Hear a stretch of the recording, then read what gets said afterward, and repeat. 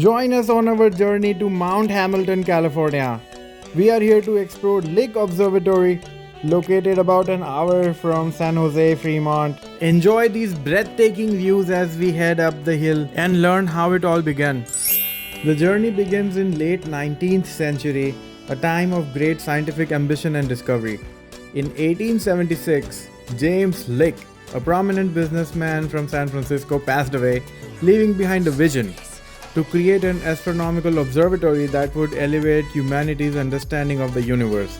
His vision would soon lead to the construction of the Lick Observatory, but the road to its realization was anything but straightforward, as you can already see. Mount Hamilton, where the observatory is located, presents its own set of challenges.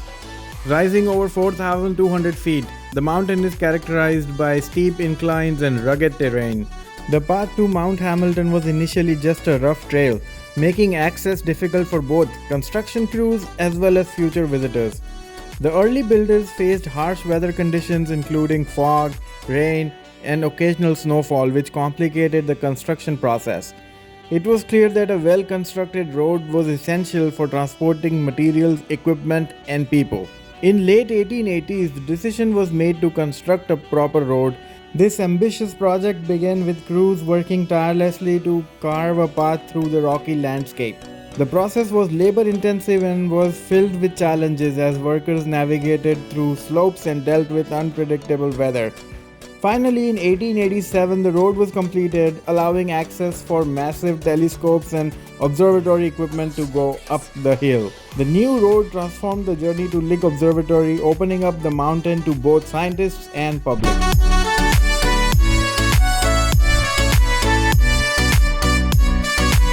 The observatory was functional starting 1888, but Mr. James Lick unfortunately passed away before the observatory could be established. He spent $700,000 to set up this facility and unfortunately could not survive to see it. Adjusted for inflation, this amount comes to several $million of today. Centerpiece of the observatory is the 36-inch refractor telescope, which was set up in 1888 and at the time was the largest telescope in the world. Of course, as time went by, the equipments were upgraded and right now they already have a 120-inch refractor telescope.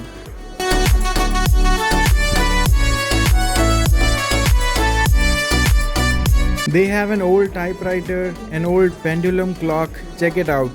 Let's hear this informative TV session in the room next door.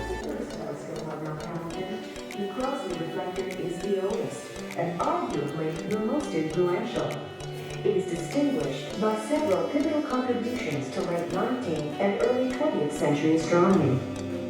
The Crossley was originally built in England by amateur A.A. Common in 1879, and with it, he made a magnificent observation.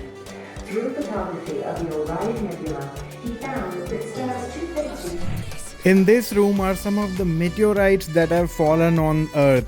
The biggest piece in here is a 202-pound iron meteorite.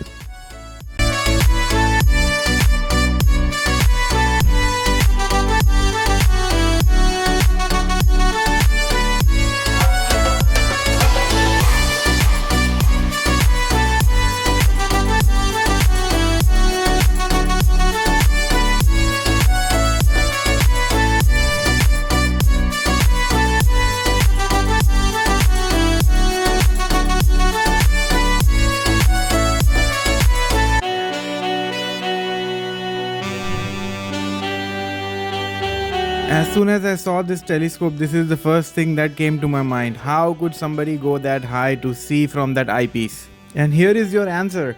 Do you see these high chairs? They would sit on top of this, but these high chairs could only take them so high. So they had this float that would move up and down on this metal pole using thick cables. And if you're wondering how do they see the sky, this roof opens up.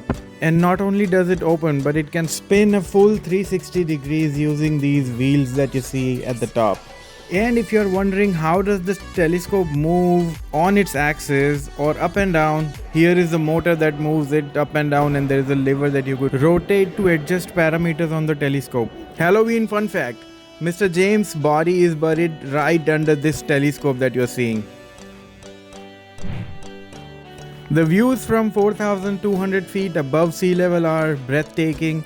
Right across, as you can see, there are some other telescopes. Let me zoom in so you guys can see it well. These are some of the other telescopes. There is a 40-inch refractor telescope in that big dome that you are seeing. But take a moment to enjoy these beautiful shots from up high. It was a beautiful sunny day, perfect weather for outing. And the staff that works here, the scientists, the employees, the technicians, they all live in those homes that you are seeing.